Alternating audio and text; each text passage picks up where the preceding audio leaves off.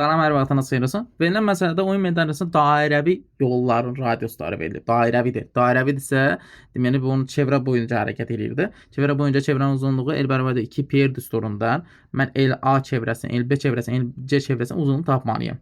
Yəni məsafəsini tapmalıyam. Sonra isə biz fizikadan belə bir düsturumuz var ki, S bərabərdir VT düsturundan. Buradan da t zaman müddət tapsan t nəyə bərabərdir? S bölünsün V. Deməli mən bu bilməliyəm ki, bu A çevrəsinin neçə dəqiqəyə fırlanır.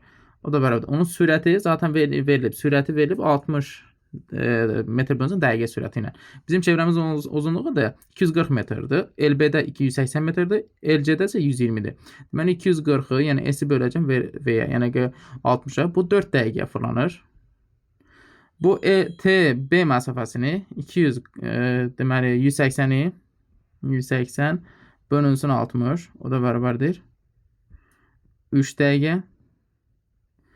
TC məsafəsini, yəni C çevrəsi bölünür 2 dəqiqə fırlandığını tamamlayır.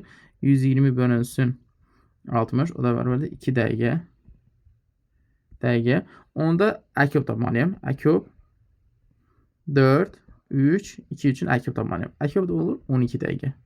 Deməli, ümumi çevrə üzrə 12 dəqiqə hərəkət edəcəkdir. Cavab olur B variantı. İzlədiyiniz üçün təşəkkür edirəm sizə.